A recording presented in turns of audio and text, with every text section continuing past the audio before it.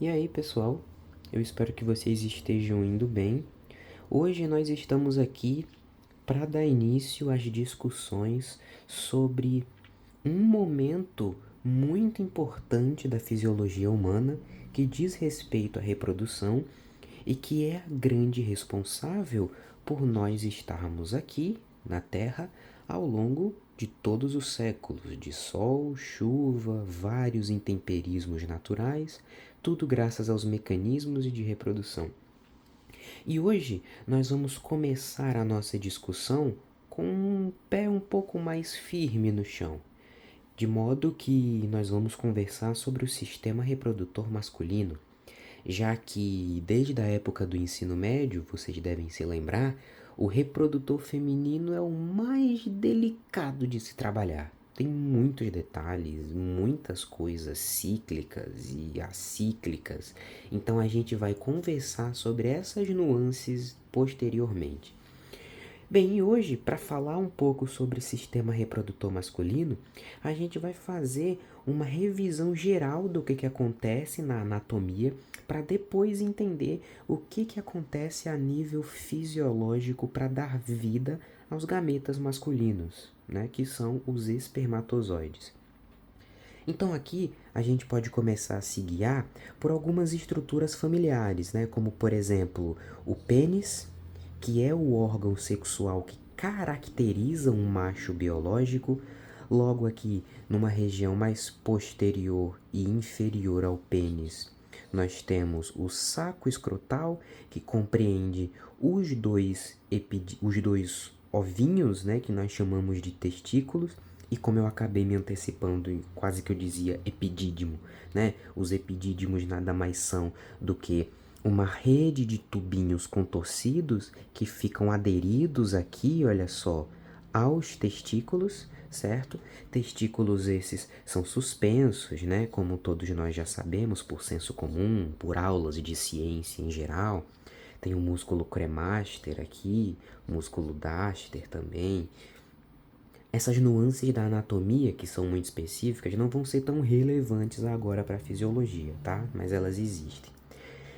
A posteriori também, a gente vê que esses epidídimos, que apesar dessa imagem apenas mostrar um, se repete também no outro testículo que forma o par, ele acaba tendo uma região de desembocadura, né? A partir dos epidídimos se desemboca uma rede tubular que dá uma volta aqui pela bexiga urinária, né? Então aqui nós identificamos outro item, aqui é a bexiga urinária, e depois dessa volta, ele vem, começa um percurso por dentro do canal peniano até a porção externa da uretra, tá? E como nós estamos falando de reprodução nesse caso, culminando não a urina, mas sim a ejaculação, tá? Então, uma vez que nós identificamos bexiga urinária, nós podemos então perguntar o que seria essa estrutura e essa aqui, né? Pela colinha aqui do lado, dá para perceber o que elas são. Essas duas estruturas, que não têm tantas relações com o sistema excretor urinário, se relacionam diretamente com a reprodução masculina. Uma delas está representada aqui, né, no plural, as glândulas seminais, um aparato glandular que é importantíssimo, né, na secreção de uma substância líquida que vai compor o sêmen, tá? E aqui a próstata. Percebam anatomicamente que a próstata ela é literalmente cortada no meio pela uretra. Olha só. Então, tanto a bexiga ela repousa em cima da próstata, né? Então, vamos fazer uma análise anatômica, vamos fazer uma análise fisiológica a partir da anatomia. O que o posicionamento anatômico da bexiga implica sobre a próstata? Digamos numa situação, por exemplo, de bexiga cheia, né? O cara tá lá, de boa, tranquilo, tomou 2,5 litros de água por dia, né? E ele meteu para dentro uma garrafa inteira cheia de água. Tudo bem, beleza. Normalmente, o que vai acontecer conforme a urina for sendo produzida e enchendo o volume da bexiga é uma pequena pressão feita sobre a próstata, né? Em que situações isso pode acontecer? Por exemplo, durante a noite, né? Então, durante a noite, às vezes a gente bebe muita água, então algumas pessoas têm o hábito de tomar chá, enfim. O fato é que durante a noite, conforme a urina for sendo produzida, né? Porque apesar de estarmos dormindo, a nossa fisiologia funciona ininterruptamente. Conforme o balanço hídrico, né, for sendo filtrado lá nos néfrons, né, que a gente vai ver isso lá na parte de sistema excretor, e a urina vai ocupando o volume aqui, ó, esse peso, essa atração feita sobre a próstata, que é um tecido que secreta, isso acaba sinalizando para essa próstata aqui, né, essa pressão, uma espécie de sinalização. Sinaliza a próstata que ela produza componentes do sêmen. E aí é muito curioso, é muito interessante, porque isso, no fim das contas, né, se a gente for seguir esse processo como um efeito dominó, essa estimulação passiva da próstata nesse nível, por causa da bexiga, acaba contribuindo para um dos fenômenos que é comum, por exemplo, nos rapazes ao início da puberdade, a famosa ereção, né, quando se acorda pela manhã, tá? Claro, existem vários mecanismos associados. A gente está falando sobre espermatogênese, que produz milhões de espermatozoides e, em um dado momento, tantos espermatozoides compartimentalizados no testículo, não vai ter mais espaço. São milhões por dia, né? Então, tem o fenômeno da poluição noturna, e aí o fenômeno da poluição noturna tem mais peso nesse fenômeno aqui do que esse, tá? Eu não quero dizer que esse fenômeno aqui é o fator causal primário para a ereção matinal, tá? Isso é só uma curiosidade sobre como uma implicação anatômica entre dois órgãos acabam também repercutindo numa fisiologia, tá bom? E aí, o que, que nós podemos ver aqui também, né? Falamos das glândulas seminais, próstata, que também acaba ajudando na produção de líquidos que vão compor, né, líquidos nutrícios, nutritivos para os espermatozoides, né? Não é à toa que quando os espermatozoides eles estão vindo aqui, ó, segundos antes da ejaculação, eles passam por essa parte da uretra chamada de uretra prostática, e aqui as células, né, do parênquima, do parênquima prostático vão lançar aqui no lúmen da uretra prostática essas secreções nutrícias enquanto o sêmen está passando aqui, tá? Para que durante a ejaculação o fluido seminal seja suficiente para manter os espermatozoides, tá bem? Outra condição interessante, antes de nós vermos especificamente as implicações fisiológicas, outra curiosidade interessante, também resultado de uma implicação anatômica entre esses dois órgãos aqui, é, por exemplo, uma lesão de próstata, um processo inflamatório de próstata, algum processo que indique uma patologia prostática, né? Como a próstata, ela se interpõe aqui, né, com a bexiga e a uretra, ela literalmente é cortada ao meio pela uretra, em situações as quais, por exemplo, a próstata de um homem está inflamada, né? E aí, para discutir o porquê que ela está inflamada, a gente precisaria entrar em vários pormenores que eu acho que não valeria a pena agora, nesse momento de começo, tá? Mas o que se deve ter em mente é que um dos sinais que indica que aquele órgão ou que aquele tecido está inflamado é justamente o edema.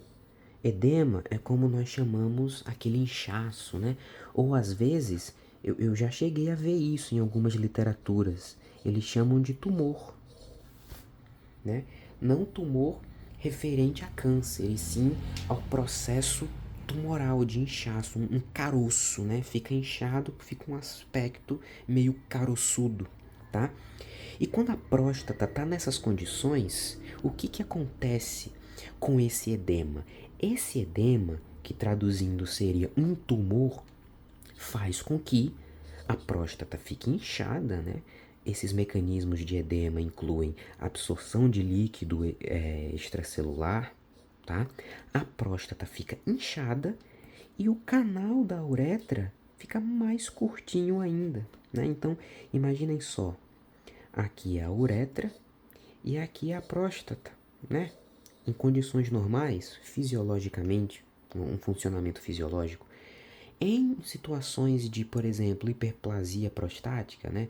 Eu tenho alterações na próstata, uma inflamação prostática, ela incha, certo? E como a uretra passa no meio e ela incha, a próstata vai inchar e vai comprimir uma parte da uretra. Olha só.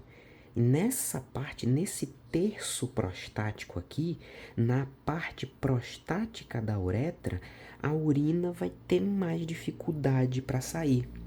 Um dos sinais, né, que ajudam a identificar esse processo aqui, cujo qual é protagonizado pela próstata sofrendo esse inchaço ou essa inflamação, ou de que tem algo errado com ela, é, por exemplo, os jatos da urina, né?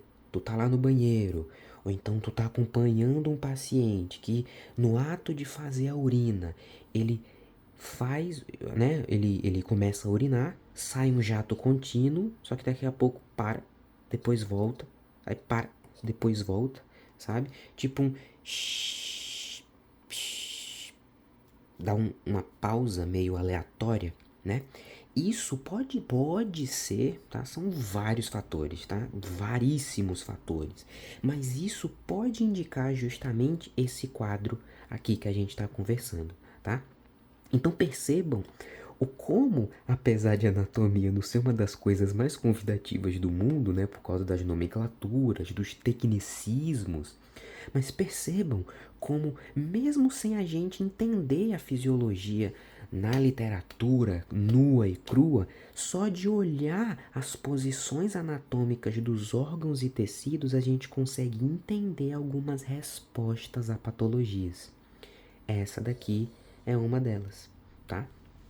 E agora que a gente fez esse apanhado geral, contextualizou todo o processo anatômico que envolve o aparato reprodutor masculino, agora a gente vai falar um pouco especialmente sobre o processo que é vital para a sobrevivência da espécie, né? O processo fisiológico que culmina na formação de gametas, tá?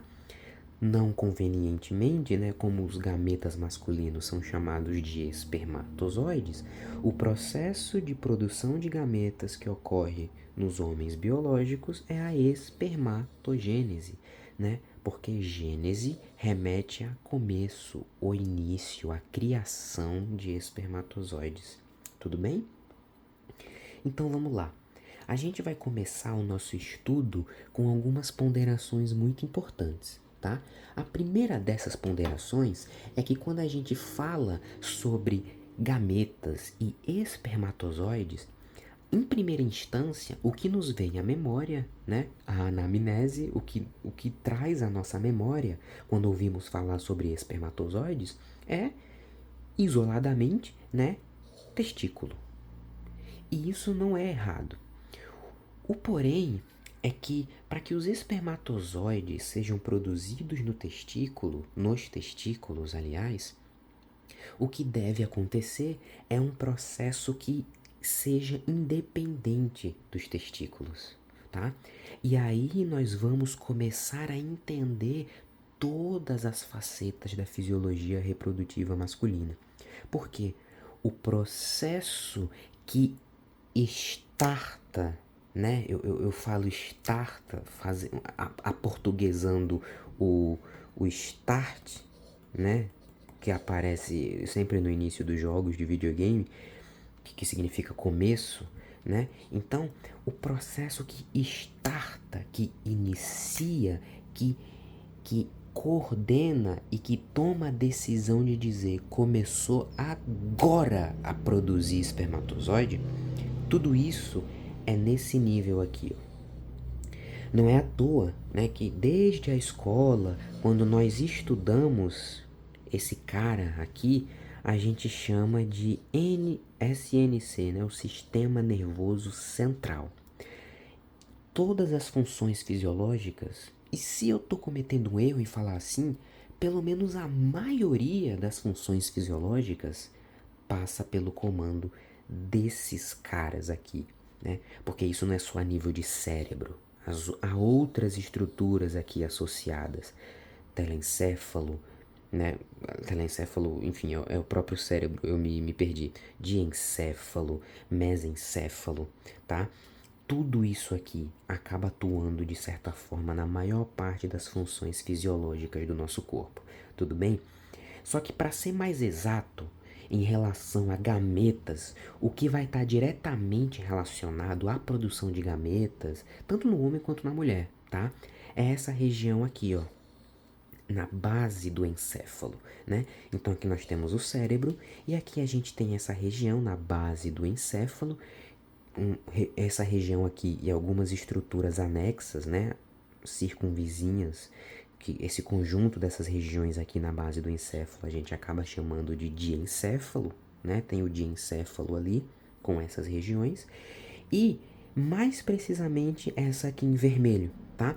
Esse conjunto de regiões em vermelho aqui são duas estruturas chamadas de hipotálamo e hipófise, né? Então aqui tem um pedaço do hipotálamo e aqui quase que se projetando do hipotálamo, formando, olha só que interessante, meio que algo que lembra um escroto, né? Lembra uma bolsinha escrotal, né?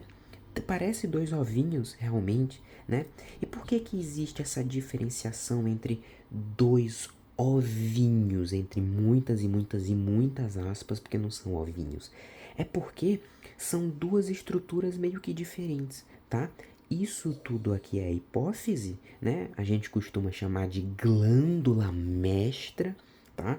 Mas dentro da hipófise como um todo, a gente tem dois compartimentos aqui que atuam de forma diferente ali em alguns momentos, né? A gente tem essa porção aqui que é a adenohipófise e essa aqui de trás que é a neurohipófise, tudo bem? Quem vai conversar com a gente hoje é a adenohipófise, essa região da hipófise que está mais anterior, mais na frente. A da neurohipófise está mais atrás, tá? É mais posterior, beleza? Então, como é que esse mecanismo todo vai funcionar, né? Nós já sabemos que começa aqui e que vai acontecer no testículo, tudo bem? Tudo bem. E aí eu pergunto, qual o lugar do testículo? Aí é que a pergunta fica meio solta no ar, né? Por isso que nesse momento aqui, fazendo esse corte, né? Esse corte sagital aqui, a gente consegue entender como que o testículo funciona por dentro. O epidídimo, que é a mesma região que fica aqui, ó. Peraí, deixa eu só mudar a cor da caneta. Essa região do epidídimo aqui, ela é na verdade, visto por essa imagem, uma rede de tubos, não é um tubo só. E esse epidídimo, ele entra, né, aqui na região do testículo, nessa região parecendo um hilo testicular, e aqui dentro do testículo formam incríveis tubinhos. Tubinhos muito fininhos e eles se enrolam, né, nessas regiões aqui, mas são tubinhos muito fininhos, muito entruncadinhos mesmo, sabe? Bem finíssimos. Esses túbulos aqui são chamados de túbulos seminíferos. A palavra seminíferos lembra sêmen, né, de certa forma. E é por lembrar a palavra sêmen que é aqui nos túbulos seminíferos que vai acontecer a gametogênese masculina. Tudo bem? Beleza? Então vamos lá. O que que vai acontecer? É no sistema nervoso central. Beleza? Beleza. O que vai começar isso tudo? Puberdade. tá? Nós temos algumas células reprodutivas, algumas células reprodutoras presentes no nosso corpo, tanto homens quanto mulheres, tá? Só que elas ficam em um estado de quiescência, né? Então elas ficam... Peraí, quiescente. Elas ficam quiescentes, ou seja, elas ficam em repouso, tá? O que vai acontecer para os gametas serem produzidos é a puberdade. A puberdade acontece mais ou menos ali na metade da segunda década de vida, ela que vai começar esse processo, tudo bem? Então, quando a puberdade começa, olha só, vejam aqui esse balão, estímulos internos ou estímulos ambientais. É interessante falar, pessoal, tá? Esses estímulos internos aqui, que a literatura coloca, é justamente a puberdade, tá? O seu corpo entende a puberdade como estímulo interno. Ah, mas algumas pessoas têm uma puberdade mais cedo, outras mais tarde. E isso aí é uma coisa que, em algumas situações, claro, não é algo patológico. Mas por que que é assim? É simples, meu caro, é por causa disso aqui, ó. É o seu DNA, tá? Tava escrito no seu DNA que o tempo de começar a puberdade era aquele dia. E aí começa, certo? Algumas coisas são realmente a nível de genoma mesmo, tá? E outro detalhe muito interessante aqui para essa discussão é que esse balãozinho amarelo, ele diz também que o que inicia essa série de mecanismos aqui são também estímulos ambientais, meus caros. E isso rende uma discussão muito bacana entre nós, porque esses estímulos ambientais, eles estão relacionados ao comportamento, tá? Que tipo de comportamento? Significa que se eu andar de moto mais rápido, eu vou produzir mais gametas? Olha, de certa forma sim, tá? Eu já li uma vez um estudo que falava sobre isso. Os rapazes que andavam a cavalo com mais frequência, de moto, né? Eles acabavam estimulando a próstata, né? E isso acabava afetando a forma com que os espermatozoides eram produzidos. Olha que coisa interessante, cara. Isso é muito legal mesmo. Mas, nesse caso aqui, esses estímulos ambientais que a literatura coloca não é necessariamente um comportamento literalmente. Eu estou me comportando mal ou bem, tá? Esses estímulos ambientais aqui se referem principalmente a isso aqui, ó. Alimentação. E aí, o que que eu vou deixar para vocês aqui? Eu separei nas minhas pesquisas um estudo, tá? A revista é de altíssima referência, tem um Qualis alto na plataforma Sucupira, certo? Vocês podem conferir depois. É um estudo da Frontiers in... Calma aí. Frontiers in Microbiology. Esse estudo aqui, ele se chama Efeitos da Dieta Rica em Gordura sobre a Puberdade Precoce. Tá? Então, o título tá em inglês, né? Vocês podem pesquisar assim, ó.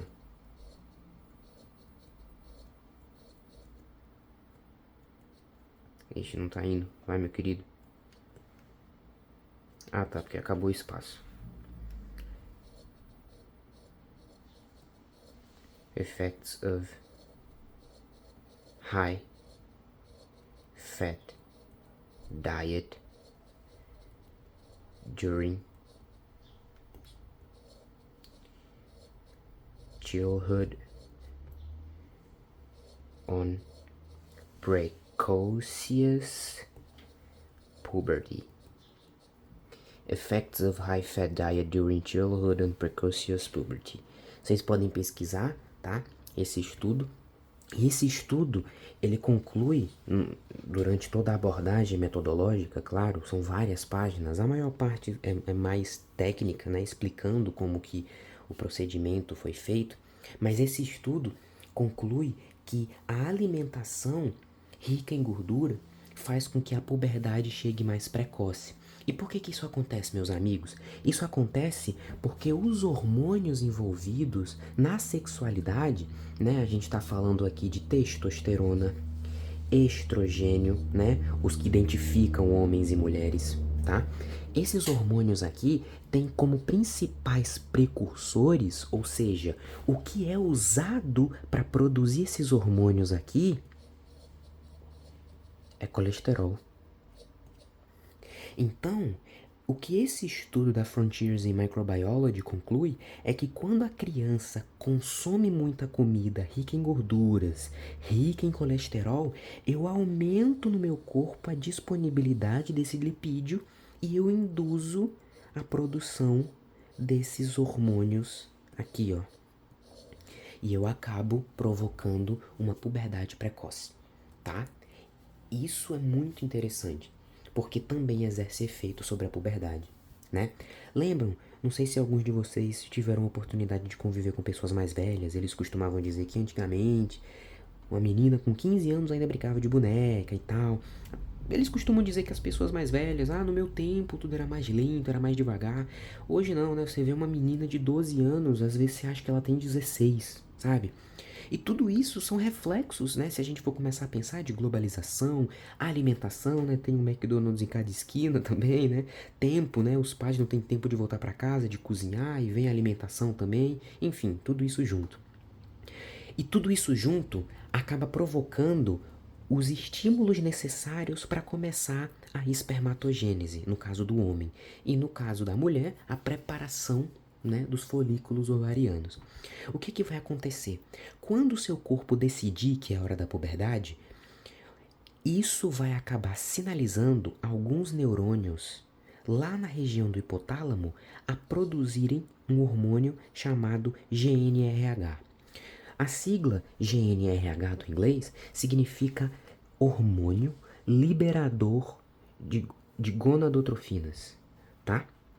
Então, H é de hormônio, R é de liberar, né? Porque do inglês seria release, que é liberar, tá? E aqui, gonadotrofinas, certo? O GNRH é um hormônio liberador de gonadotrofinas. O que vai acontecer quando esse GNRH for liberado no hipotálamo? Ele entra numa rede de vasos chamado sistema porta hipofisário e ele vai cair aonde? Exatamente, na região da hipófise, na região da adenohipófise. Quando esse hormônio liberador de gonadotrofina cai no sistema porta, aliás, cai no sistema hipofisário e vai para a hipófise, ele vai fazer o quê? Como o próprio nome sugere, ele induz os neurônios hipofisários a produzirem as gonadotrofinas, que são chamadas de LH e FSH. Essas duas siglas significam hormônio folículo estimulante e hormônio luteinizante, tá? E aí que faz uma nódoa na cabeça de todo mundo, porque nós costumávamos acreditar que esses hormônios eram isoladamente da mulher, né? A gente estuda isso na escola como se fossem exclusivamente das mulheres. Até a própria nomenclatura dá a entender isso, né? Porque os homens não têm folículo e o nome do hormônio é hormônio folículo estimulante, tá? Mas águas passadas, eles também estão presentes na fisiologia reprodutora dos homens, tudo bem? E aí, o que vai acontecer dando sequência a esses fenômenos fisiológicos? Essas gonadotrofinas liberadas, elas caem na corrente sanguínea, alcançam a circulação sistêmica, né, a circulação de todo o corpo, e rumam e vão até as gônadas, né, que são as estruturas que fabricam espermatozoides. No caso dos homens, os testículos, tá? E o que vai acontecer a partir daí? Vai acontecer o processo de produção de gametas, tudo bem? Na mulher, o FSH atua estimulando um folículo. No LH, o LH, perdão, também, só que em fases diferentes. Aqui no homem, o que vai acontecer é que esses dois hormônios, eles vão estimular em em maioria, né, majoritariamente, dois tipos de células que existem lá junto com os testículos, chamadas de células de Sertoli e células de Leydig, tá? Ou células intersticiais. Tudo bem? Vamos dar uma olhada mais ou menos em como tudo isso funciona. Aqui eu vou pegar agora um túbulo desse aqui, sabe? Um túbulo seminífero desse aqui. Eu passo uma faca aqui, pego ele e vou olhar para ele assim agora. Olhar para ele aqui dentro. O que está acontecendo aqui dentro, tá? E aí a gente tem essa imagem aqui do que está acontecendo lá dentro, tá? Isso aqui é um túbulo seminífero, né? O túbulo continuava aqui, né? Só que a gente cortou e agora tá olhando aqui por dentro, tá? De cara, o que a gente consegue identificar aqui são várias células. Se a gente estivesse olhando no microscópio, ia ver muita corzinha roxa, né? Dando a entender que é DNA, tá? Porque ele cora bastante o DNA, tudo bem? E aqui, essa abundância de células, elas são referentes a várias fases de divisão celular, várias fases de preparação de espermatozoides, tá? Aqui no meio a gente tem uma região chamada de lúmen, que seria o centro do tubo, né? Essa parte aqui, o lúmen. Aqui a gente teria a borda do tubo, né? E aqui a parte do meio é o lúmen, tá? Então olha só que coisa interessante. Os espermatozoides vão começar a ser produzidos nessa região aqui, mais perto da borda do túbulo, e é tipo um joguinho, sabe? Que você vai andando casas, e à medida que essas células forem se transformando em espermatozoides, elas vão pulando casinhas e vão se aproximando do lúmen, de modo que quando elas cheguem no lúmen, ela já seja um espermatozoide. Olha só, aqui no início ela é só uma bolinha, aí ela vai sofrendo o processo de mitose, depois meiose, e quando chega no lúmen, já são espermatozoides. E aí, quando esses espermatozoides estão prontos, eles são lançados aqui no lúmen, tá? Do túbulo seminífero. Para que, depois que eles são lançados, eles vão ser reconduzidos para cá, para o epidídimo. É aqui no epidídimo que vai acontecer o processo de maturação desses espermatozoides. Apesar deles estarem prontos, né, com a cabeça, o flagelo, eles ainda não funcionam direito, tá? Eles vão sofrer esse processo de diferenciação aqui na região do epidídimo, tudo bem? Legal. Vamos ver agora separado, né? Aqui é a mesma imagem, ó, só que aqui tem um corte, né? E agora a gente vai analisar o que está acontecendo aqui, tá? Então veja bem, aqui, né? Vamos de novo fazer esse exercício. Aqui a gente tem, ó, o túbulo seminífero, certo? E aqui fora desse túbulo seminífero, nós temos uma região que obviamente não é túbulo seminífero, né? É um tecido que está passando aqui em volta do túbulo, tá? Um tecido conjuntivo, tá? Que está dando um preenchimento ali, tudo bem? Aqui nesse tecido conjuntivo tá chegando, olha só, um capilar. Lembram? Um capilar é um vaso sanguíneo de diâmetro muito pequeno, tá? Esse capilar carrega o quê? Carrega sangue. O sangue tem oxigênio, tem nutrientes. É pelo sangue que vieram esses caras aqui, ó. Lembram? Então eles vão chegar aqui por esse capilar que está bem próximo do túbulo. Olha só. Tudo bem?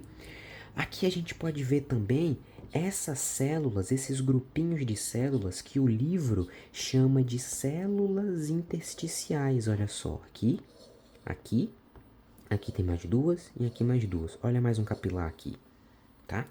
Essas células intersticiais que estão fora do túbulo seminífero são as mesmas células de Leydig, tá? Alguns livros mais antigos chamam de Leydig, né? Agora tem um fenômeno acontecendo na tanto anatomia, tanto fisiologia, para tirar o nome das pessoas, né, e colocar nomes mais específicos para as coisas.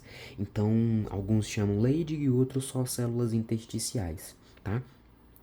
Mas essas células de Leydig estão posicionadas aqui, ó, na região fora do túbulo, no interstício, por isso célula intersticial. Tudo bem? Show.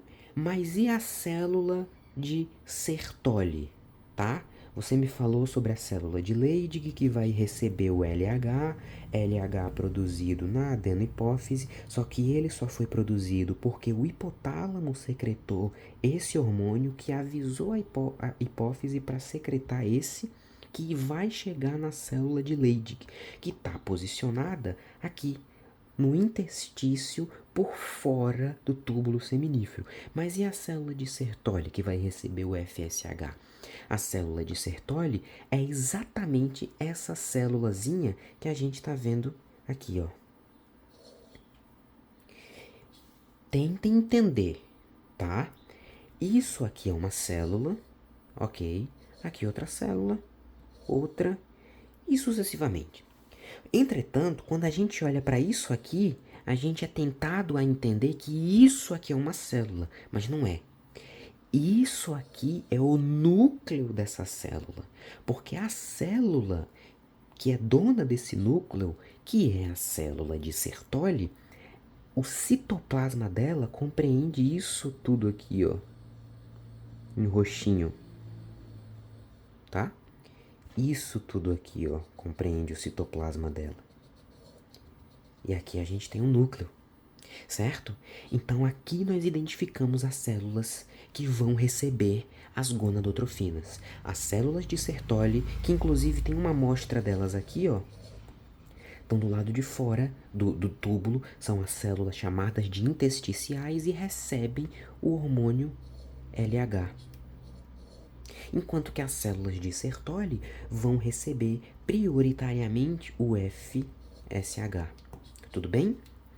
Isso é importante para ajudar a gente a entender como que essas gonadotrofinas vão conseguir fazer esse processo de síntese de espermatócitos e de células da reprodução. Tudo bem? Então vamos lá. Vamos entender aqui, ó. Todo o processo vai começar com uma célula germinativa. Essa célula germinativa, ela tem um potencial muito alto de sofrer mitose. Ela é germinativa, ela germina. Tudo bem? E elas normalmente estão presentes, elas começam a serem geradas na vida dentro do útero ainda, tá? E aí, o que vai acontecer? Vai ocorrer um processo de mitose. Olha só, essa célula germinativa, ela é diploide, sofre um processo de mitose cuja qual células filhas nascem também diploides e essas células filhas são chamadas de espermatogônias. Essas espermatogônias aí são produzidas, né, vida ainda dentro do útero. As células germinativas dão origem aos espermatogônios. A partir daqui, esse processo aqui de baixo, ó, para. Ele fica quiescente, né? Deixa eu escrever aqui, que ali não ficou muito bonito minha letra. Esse processo fica dormente, adormecido até a puberdade. Quando a puberdade chega e aqueles hormônios lá são liberados, né? O hipotálamo libera o GNRH, que vai para a adenohipófise produzir LH e FSH. Quando a puberdade começa, esse processo aqui volta a acontecer, tá? E como que esse processo ocorre? É uma meiose, basicamente isso, tudo bem? Então vamos lá, aqui a gente tem as espermatogônias, né? Olha só, duas espermatogônias aqui. Antes de começarem a se transformar em espermatozoides, elas vão passar por outra mitose. Por que elas vão passar por outra mitose? O que vai acontecer quando elas passarem por essa mitose é aumentar a quantidade, tá? Antes elas eram duas, agora são 4. Por que elas fazem isso? Porque elas mandam, um exemplo, duas para virar espermatozoides e outras duas ficam para repor essas aqui. Tudo bem? Então ela sempre faz uma mitose aqui, ó, as espermatogônias. Você vê que não mudou nada, é o mesmo nome. Elas fazem uma mitose só para repor as que vão sair para virar espermatozoides, certo?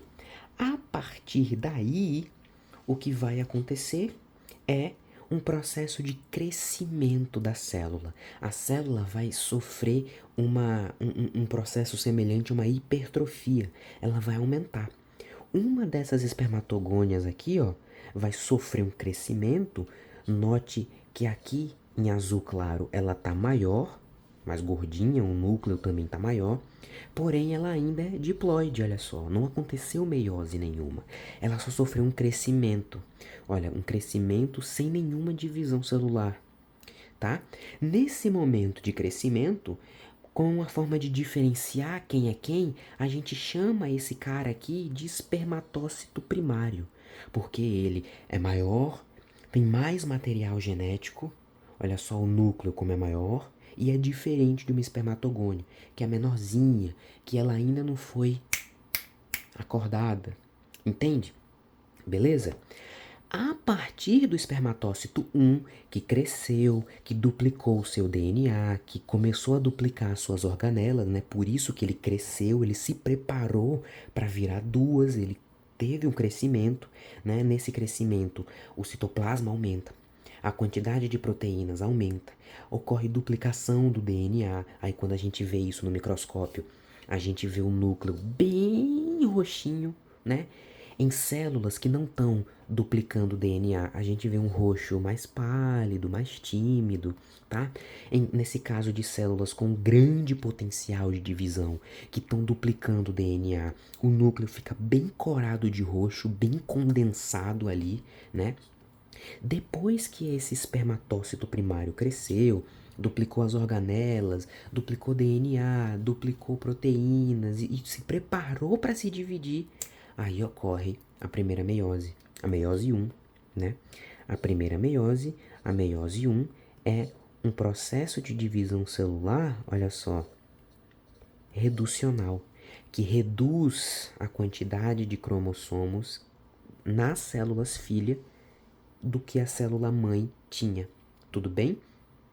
E aí, no final desse processo, as células filha terão 23 pares de cromossomos, enquanto que a célula mãe tinha 46, tá?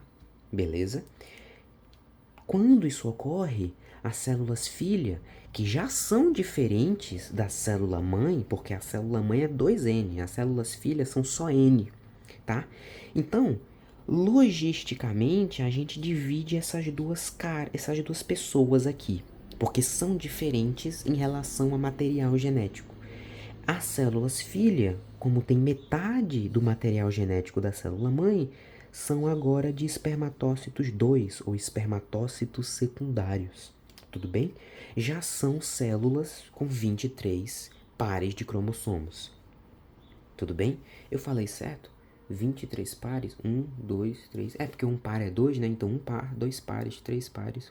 Peraí, 23 pares não seria 46 cromossomos? E aí daria o cariótipo?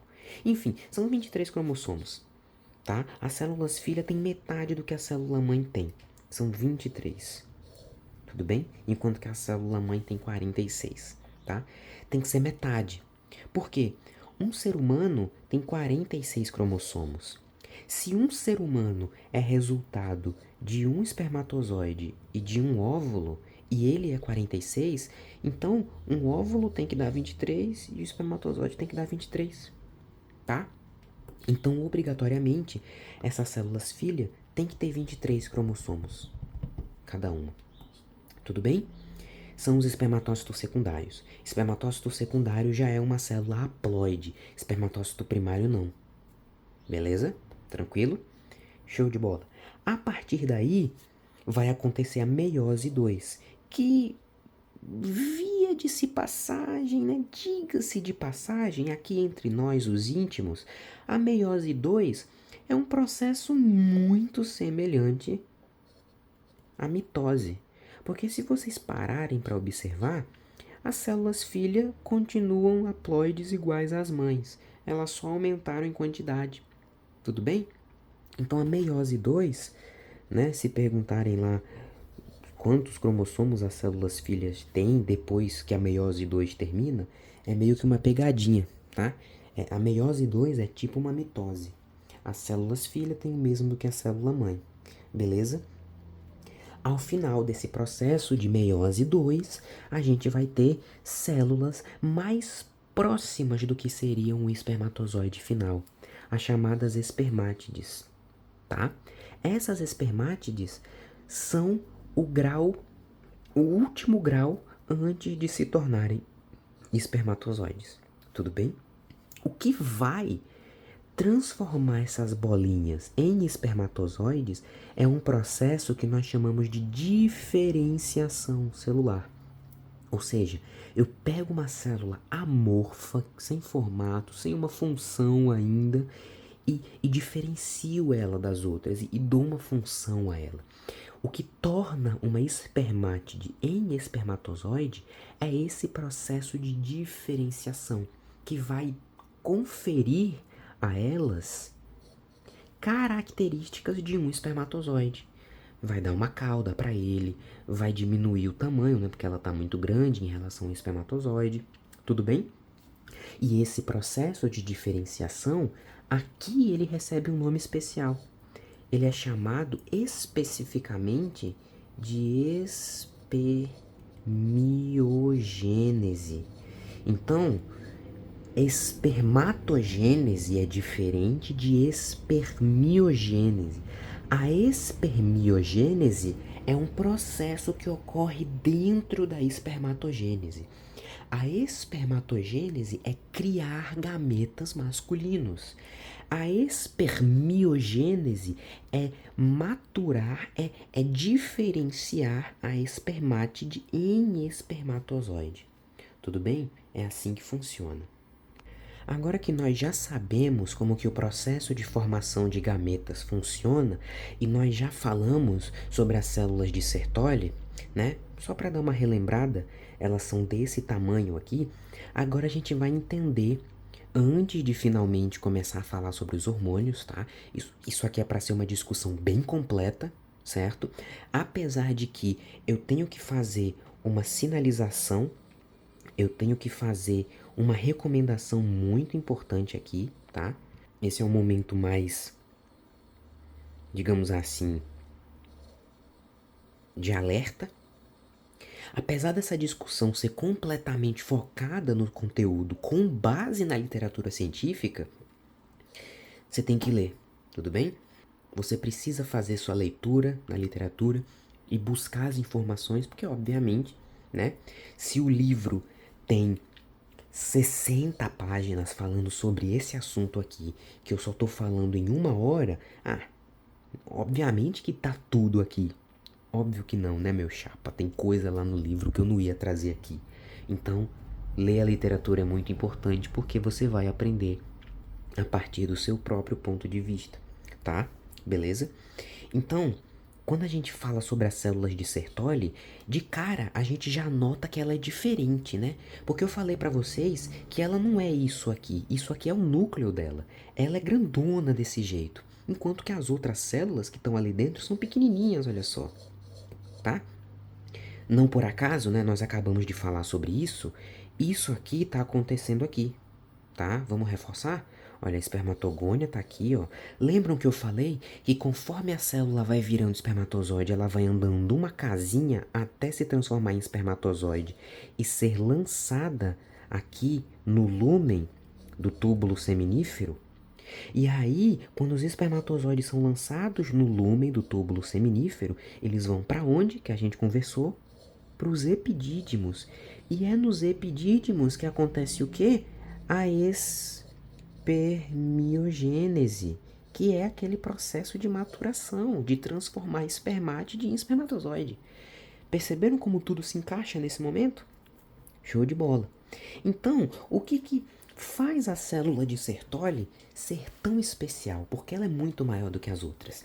Essa imagem aqui ajuda a gente a entender o porquê que ele é assim. Aqui na esquerda, a gente consegue ver uma imagem de um citoesqueleto dessa célula. Da célula de Sertoli, tá? É tipo o esqueleto dela, tudo bem? Vejam que essa célula tem várias cavidades, vários buraquinhos, ó, no citoesqueleto dela. Por que que esses buraquinhos existem? É nesses buraquinhos que ficam acomodadas as células da espermatogênese. Olha que fofura. Elas ficam guardadinhas aqui. E por que que elas ficam guardadinhas aqui? E isso explica uma das funções dessa célula aqui. Elas ficam guardadinhas porque as células de Sertoli funcionam como um meio de sustentação. São chamadas também, né, as células de Sertoli, de células sustentaculares, porque elas dão suporte, elas sustentam todas as células que participam da espermatogênese. Tudo bem? E aqui, olha só, aqui o número 7 são as células de Sertoli, né? Como eu falei, aqui está o núcleo de uma, o núcleo de outra, certo? E vejam bem, aqui em 8, a seta está apontando para essa região aqui. É como se essas duas células estivessem dando as mãozinhas, né? Olha só que loucura, caramba, que esquizofrenia da pomba. Esse momento aqui, representado pelo número 8, é uma especialização de membrana, uma junção de oclusão, tá? O que que significa isso? Significa que as duas membranas dessas duas células de Sertoli se tocam e criam uma barreira aqui nesse local, de modo que nada passa nem daqui para cá, nem daqui para cá. Criam uma barreira, tá? Elas meio que se abraçam para obstruir, ocluir, por isso o nome é uma zona de oclusão, para ocluir essa passagem. Beleza? Tudo certo até agora? Show! Então, uma função da célula de Sertoli que a gente já conversou é que ela sustenta, ela é uma célula sustentacular. Outra função é que ela é uma célula nutrícia, ela dá nutrição às células da espermatogônia, os espermatócitos primários e assim por diante, tá? Elas fornecem nutrientes para essas células para que elas possam fazer o quê? Sofrer divisão celular, tá? A gente tem aqui, por exemplo, a célula, o espermatócito primário, que cresce. Ele precisa crescer antes de se dividir, tá? Parte desses nutrientes, quem vai trazer é a célula de Sertoli, tá? Eu não sei se ficou muito claro para vocês quando a gente estava olhando essa imagem aqui, mas lembram que nós vimos capilares sanguíneos? Olha só. Notem que esses capilares sanguíneos irrigam essa região de fora do túbulo, mas aqui dentro não chega nenhum capilar sanguíneo. Não chega, olha só, em lugar nenhum, tá? E isso vai casar direitinho com outra coisa que a gente vai falar sobre a célula de Sertoli também, tá? Mas enfim, para dar continuidade ao que eu estava falando, sobre a célula de Sertoli ser nutrícia, dar nutrição. Por que que ela nutre? Porque não chega vaso sanguíneo aqui dentro. O túbulo seminífero é tipo um bunker, ele é fechado, entendeu? Lembram das zonas de oclusão? As células de Sertoli se abraçam ali e ocluem a passagem de qualquer macronutriente, qualquer macromolécula naquele ambiente ali. Outra característica que faz a gente acreditar que esse túbulo é um lugar fechado: não chega vaso sanguíneo aqui dentro, só passa vaso sanguíneo aqui fora. Logo, se não tem sangue chegando aqui dentro, e sangue tem o quê? Tem oxigênio para nutrir as células, tem nutrientes, tem hormônios, tem um monte de coisa, tem proteínas, tá? Tem imunoglobulinas. Se não chega sangue trazendo todos esses benefícios aqui dentro, alguém tem que trazer para essas células terem energia para produzir ATP, para se dividirem, para se multiplicarem. Quem faz isso é a célula de Sertoli, tá? Ela nutre as células da espermatogênese, já que não passam vasos sanguíneos aqui dentro. Tudo bem? E aí, agora que vem o porquê dessa barreira aqui existir. Inclusive, eu nem falei pra vocês, né? Nem dei o spoiler. Mas essa zona de oclusão aqui, se vocês pararem bem pra reparar, né? Essa imagem só mostra duas células, tá? Mas imaginem que essa imagem continua. Tem outra célula de Sertoli aqui, e aqui esses dois bracinhos se juntam, formando mais uma zona de oclusão, e assim por diante, tá? Imaginem isso. Mas essas zonas de oclusão aqui, elas criam uma barreira. Beleza? Beleza. Essa barreira cria dois compartimentos.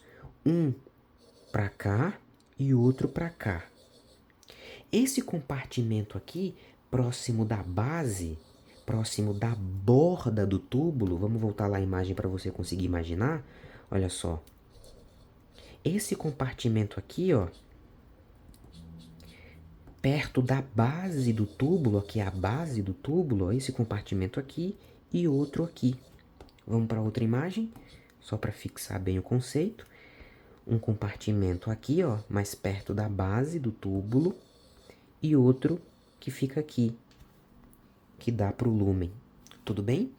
Esses dois compartimentos, um compartimento chamado de adlumial, porque está adjacente ao lado do lúmen, que fica aqui, né? Olha os espermatozoides caindo lá no lúmen. E aqui tem um compartimento que está próximo da membrana basal, que é a membrana que está ali em volta da borda do túbulo. Tudo bem? Essa barreira cria esses dois compartimentos aqui por uma razão muito legal mesmo, tá? Olha só, pessoal.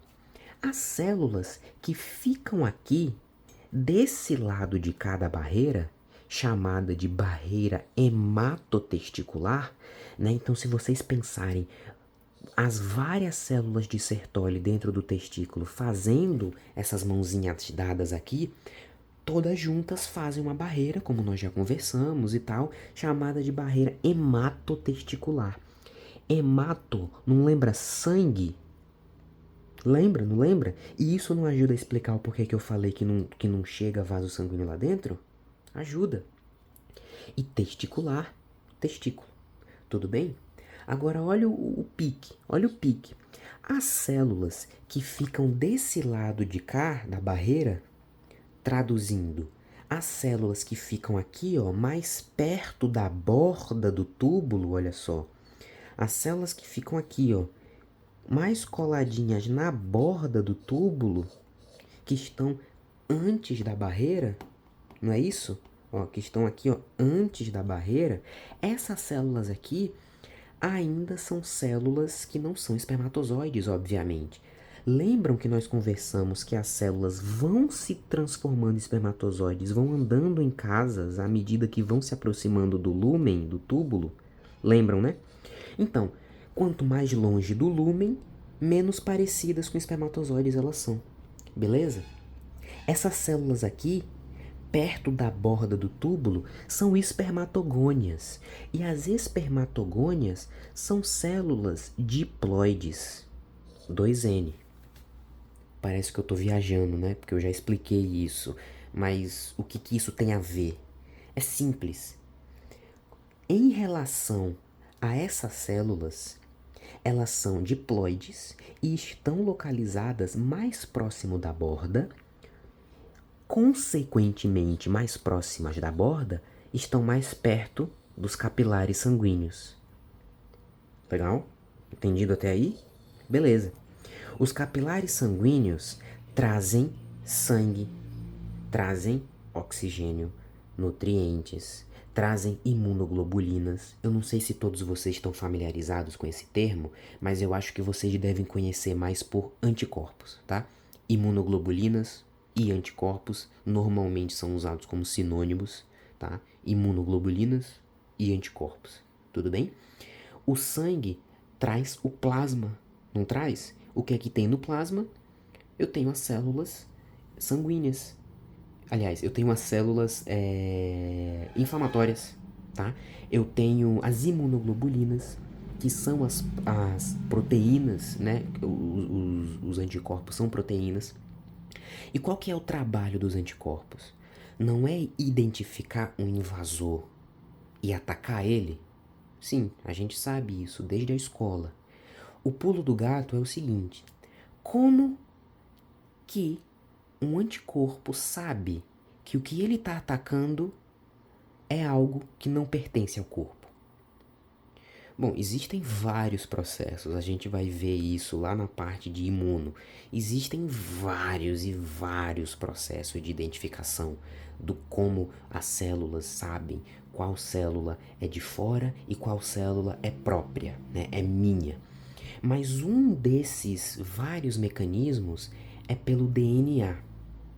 Então, por exemplo, eu, o indivíduo adulto, eu tenho 46 cromossomos. As células do meu corpo que tem 46 cromossomos já é um sinal indicativo de que são minhas, tá?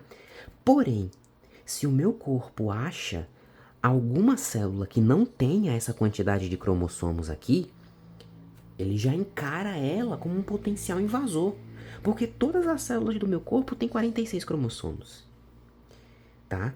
E nós vimos que num dado momento da espermatogênese, as células ficam haploides. Elas se tornam N. Elas ficam com 23 cromossomos. Logo, essa barreira hematotesticular separa as células 2N das células N. As células 2N, as células diploides que têm 46 cromossomos, por terem a mesma quantidade de cromossomos que as outras bilhões de células do nosso corpo têm, elas podem ficar mais perto da base do túbulo, ou seja, mais perto de uma região irrigada por um vaso sanguíneo, que se células inflamatórias ou se anticorpos nessa região analisarem, né, eu vou falar assim entre aspas, né, uma coisa mais imagética mesmo, analisarem essas células aqui, não vão achar irregularidade nenhuma. Porém, se as células haploides ficassem aqui, elas seriam identificadas e combatidas. Por isso que essa barreira faz com que as células haploide fiquem aqui, ó, depois dela. Essa barreira ajuda a criar um ambiente isolado da circulação sanguínea para que os anticorpos no sangue não identifiquem esses espermatócitos aqui como invasores e combata e mate eles, certo? Essa é a função, essa é uma das funções da barreira hematotesticular, tudo bem? Feita pela união, por essa zona de oclusão entre essas duas membranas aqui das células de Sertoli. É muito legal, muito, muito incrível mesmo, tudo bem? Outra função interessante ficou meio borrado aqui, tá? Mas aqui tá escrito fagocitose de restos citoplasmáticos. A gente vai ver isso depois, tá? Como é que esse processo aí vem a funcionar. Tudo bem? Beleza? Então agora que a gente já conhece mais ou menos como cada coisa funciona e em que local cada coisa está, vamos finalmente conversar sobre os hormônios, tá? Aqui nós temos uma célula de Leydig que fica do lado de fora do túbulo, e essa célula de Leydig vai responder prioritariamente aos pulsos de LH, o hormônio luteinizante, enquanto que a célula de Sertoli, localizada no interior do túbulo seminífero, vai responder majoritariamente aos pulsos do hormônio FSH. Tudo bem? Beleza? Show de bola. Quando o LH é liberado na adenohipófise, cai na corrente sanguínea e chega até a região testicular por esse capilar sanguíneo, esse LH se liga em receptores aqui, ó, presentes nas células de Sertoli, certo? Uma vez que esse LH se liga nessas células, ele induz ela a trabalhar. E ela trabalha como? Produzindo, finalmente, vamos falar dela, né? Testosterona. A testosterona é o hormônio sexual masculino, chamado também de androgênio, tá? Na mulher a gente chama o estrogênio, né? Aqui a gente chama o androgênio. A testosterona é o hormônio sexual masculino. É o hormônio que vai dar as características anexas, né? Então, espessamento da voz por causa da cartilagem cricóide lá na região da laringe. Cricóide, oh meu Deus, eu me esqueci, são tantos nomes, me perdoe se eu errei, tá? Pelo amor de Deus. Maior tendência a ganho de massa muscular, tudo bem? crescimento de pelos no escalpo, né, na cabeça, pelos faciais, pelos pubianos, tá? A testosterona é responsável por dar as características masculinas anexas e também por participar desse processo aqui de espermatogênese. Como que esse processo vai acontecer? A testosterona produzida pela célula de Leydig chega até a célula de Sertoli, né? Quando a testosterona interage com a célula de Sertoli, isso faz com que ela produza, por exemplo, um ligador, tá? Uma proteína. Eu vou colocar a sigla em português mesmo, porque eu não me lembro agora da sigla em inglês. Meu Deus do céu, 1 hora já, o cérebro já tá fritando. Eu vou colocar PLA, porque eu não lembro a sigla em inglês agora, tá? Mas na literatura não tá esse nome, tá? A sigla em inglês, tudo bem? PLA é a sigla em português para proteína ligadora de androgênios, ou seja, é uma proteína que vai se ligar no androgênio. O que é o androgênio? Nesse caso é a testosterona. É o hormônio sexual masculino, um androgênio. E o que vai acontecer? Essa proteína, produzida pelas células de Sertoli, em resposta à testosterona, produzida pela célula de Leydig, ela faz o quê? Ela se liga a essa testosterona, para que essa testosterona caia na corrente sanguínea e vá para os vários tecidos do corpo exercer os efeitos que eu falei agora. O espessamento da voz, provocar o crescimento de pelos faciais, características sexuais masculinas, né? Espessamento da musculatura, etc, etc, etc. Curiosidade, por que a testosterona não cai logo no sangue e vai fazer tudo isso? Porque o sangue tem plasma. O plasma é um líquido aquoso. E a testosterona, como nós conversamos, é um hormônio à base de colesterol. Colesterol, lipídio, ele é apolar, tá? Eles não se misturam muito bem. É tipo água e óleo. Quando essa proteína se liga na testosterona, isso faz com que ela seja solúvel no plasma e aí ela possa ser transportada. Tudo bem? Beleza demais? Tranquilo? Show de bola? É isso aí. Outra curiosidade também que eu acabei de me lembrar agora é o que acontece, por exemplo, com a testosterona livre depois que ela vai para as células, né? Ela exerce os seus efeitos fisiológicos e alguma parte dessa testosterona, depois que ela sinaliza a uma célula o que a célula tem que fazer, essa testosterona vai ser excretada pela urina, tá? Ou uma parte dela, olha só agora o plot twist. Uma parte dessa testosterona vai ser convertida em estradiol. Um lance que a gente só viu acontecer lá nas mulheres. Só que os homens produzem uma quantidade de estradiol. Esse estradiol aqui vai ser produzido pelas células de Leydig, tá? Em algum momento, e ele também vai ajudar a definir algumas características sexuais masculinas, tá? É claro, e é até óbvio, né? A quantidade de estradiol em circulação no homem é baixíssima, tá? Muito baixa. Se tiver aumentada, pode ser sinal de alguma lesão no fígado, né? Porque é o fígado que não deixa o estradiol ficar tão grande assim. Tudo bem? Beleza? Bom, antes da gente terminar, né? Acho que a gente conversou sobre muitas coisas. Até esqueci de mostrar isso aqui, né? Olha só um corte histológico. Isso aqui é uma foto real, tá? De microscópio. Olha aqui, ó, o túbulo. E aqui essas bolinhas roxas aqui fora são tudo células de Leydig. Tudo bem? Legal, né? Antes da gente terminar, a gente agora vai ver um processo de feedback, tá? Tem uma imagem aqui que mostra muito melhor isso acontecer. Ah, é essa daqui. Vamos lá. Então, o que acontece? Agora nós já sabemos que o LH vai até as células de Leydig, fazendo-as produzir a testosterona, que é o hormônio androgênio masculino que confere a capacidade de início da produção dos espermatozoides e de características sexuais secundárias. Tudo bem? Beleza? O que vai acontecer? Se essa testosterona começar a ser produzida muito mais do que o corpo precisa, né? Se ela começar a ser muito produzida, o aumento da concentração de testosterona, consequentemente ela vai estar aumentada no sangue, e esse sangue, em algum momento, passa pelo sistema de artérias, de veias, aqui do hipotálamo.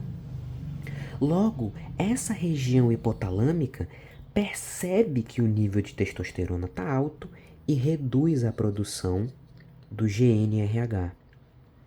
O que pode acontecer também é que essa mesma testosterona pode chegar aqui, ó, na adenohipófise, e os produtores de FSH e LH aqui na adenohipófise vão perceber também que a testosterona está alta e vão reduzir a produção de LH e FSH, porque eles vão entender que tem muito, tudo bem?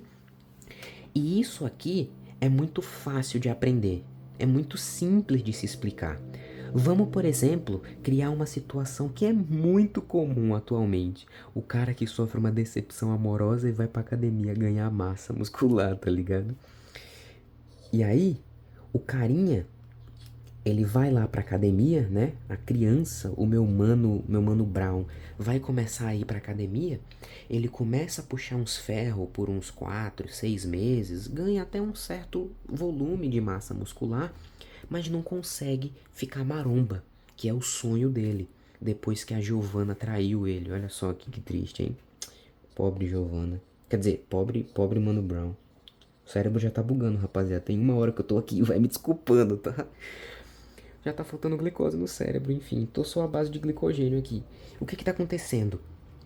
O meu Mano Brown, depois de passar todos esses meses sem ficar maromba, ele vai na internet pesquisar o porquê que isso está acontecendo.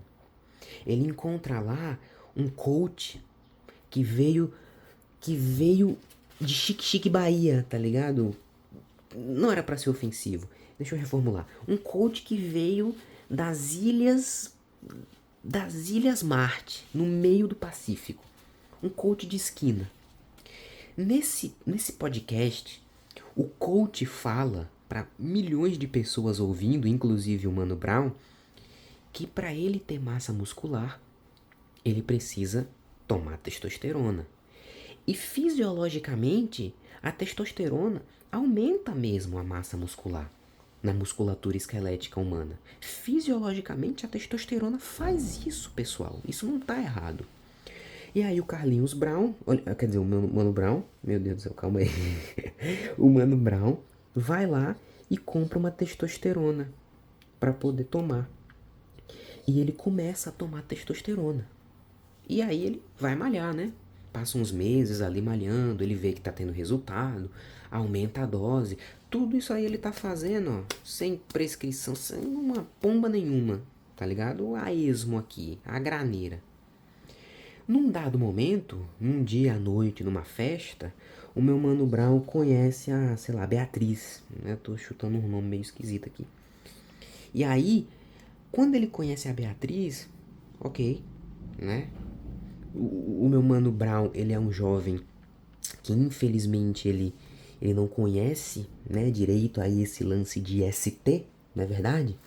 E aí eles vão lá, o meu mano Brown e a Beatriz vão para aquele canto da festa, né, se é que vocês me entendem, e consumam ali o ato mais primitivo da biologia, né? Que a nossa missão aqui como animais, né, biologicamente falando, tá?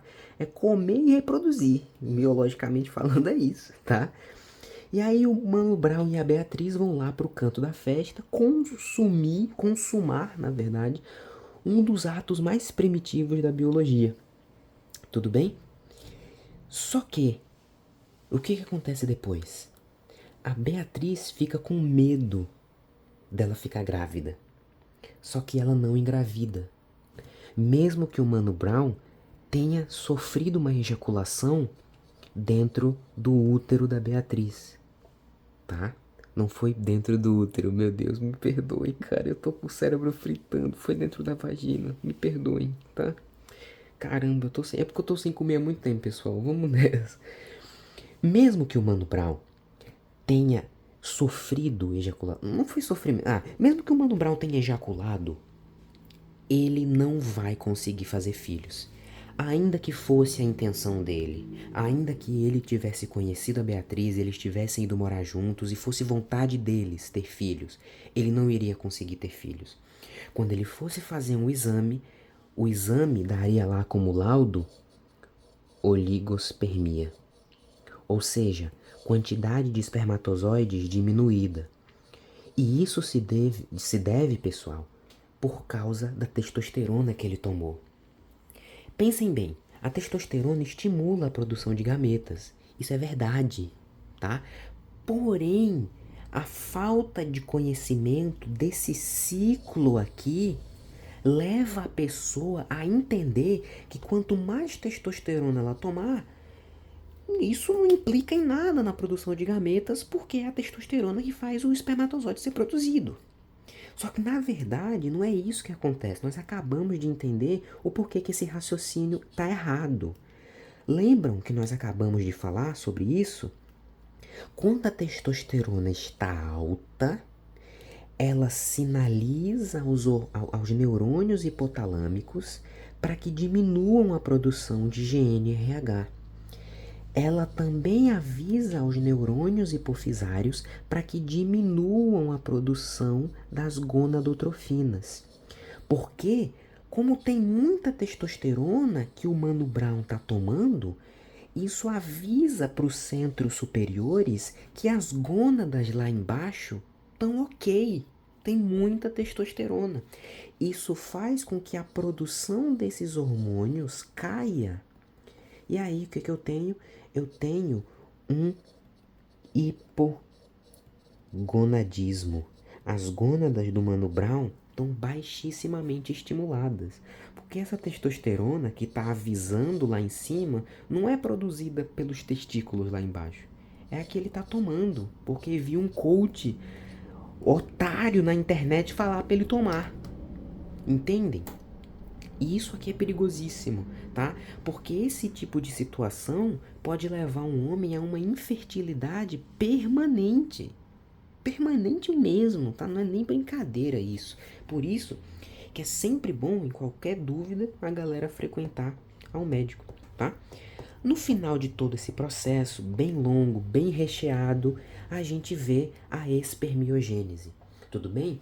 A espermiogênese, como nós já discutimos, é um processo que transforma a espermátide em espermatozoide. Beleza? Tranquilo? Como é que vai acontecer esse processo? Olha só, os centríolos, eles vão vir para uma região distal da célula. Lembram que os centríolos é que fazem os fusos mitóticos para separar as cromátides? Então, aqui na espermátide, os centríolos vão se unir para formar o flagelo. Olha só que legal. Gostaram, né? Eu sei que vocês gostaram, cara. Um amor mesmo. As mitocôndrias vão começar a se rearranjar nessa porção aqui, ó, dispostas ao longo do flagelo.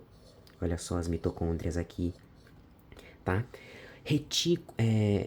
Aliás, meu Deus, tô me perdendo aqui, calma. Os ribossomos, né, retículo endoplasmático. A síntese proteica vai acontecer para produzir o acrossomo, né, que é essa região aqui, ó, na ponta do espermatozoide, rica em enzimas para poder perfurar, né, a zona pelúcida lá do óvulo, do ovócito, tudo bem? E no final das contas, olha só, isso aqui que é resto, excesso de citoplasma, vai ser perdido, tudo bem? Quem vai dar conta? Célula de Sertoli. Fagocitose de restos citoplasmáticos. Foi o que eu falei há pouco tempo. Eu abri isso e não concluí essa ideia. Agora eu concluí, tá? Essa fagocitose de restos citoplasmáticos é esse resto de citoplasma aqui que vai sobrar da espermiogênese. Tudo bem? No final do processo, a gente vai ter o espermatozoide. Anatomicamente, a cabeça E aqui a gente tem a metade do corpo, né? Aqui tá colocando mid-piece, um pedaço, a metade do pedaço, e o flagelo. E com isso, a gente conclui que esse procedimento, né, dura de 64 a 70 dias, mais ou menos, produzindo milhões de espermatozoides. E outra curiosidade interessante, né, como eu vou terminar do mesmo jeito que eu comecei, falando sobre anatomia, é que as glândulas seminais e a próstata irrigam o sêmen rico em espermatozoides, obviamente, com substâncias frutadas, como a frutose. Pessoal, frutose é um carboidrato que está nas frutas, tá? Aí agora fica a dúvida, por que que o sêmen tem frutose? É para deixar ele doce? Não, pelo amor de Deus, pessoal, calma aí que não é bem por aí. A frutose presente no sêmen, ela é importante por causa disso aqui, ó.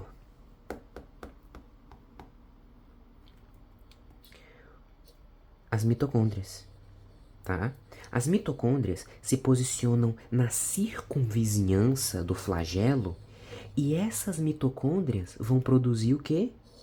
As mitocôndrias fazem o quê? Não fazem respiração celular? Beleza. A respiração celular tem o objetivo de fazer o quê? De fazer ATP. Né, ATP? Então, esse ATP vai movimentar o flagelo. E o que é que a gente usa como reagente da respiração celular? Não é a glicose? C6H12O6 mais oxigênio. E a glicose vai ser obtida a partir da frutose que está presente no líquido aqui, ó, da glândula seminal. Muito lindo, cara. É impressionante como isso é incrível, tá? A gente chegou a quase 1h30 de discussão e ainda existem inúmeras coisas que nós não conversamos sobre.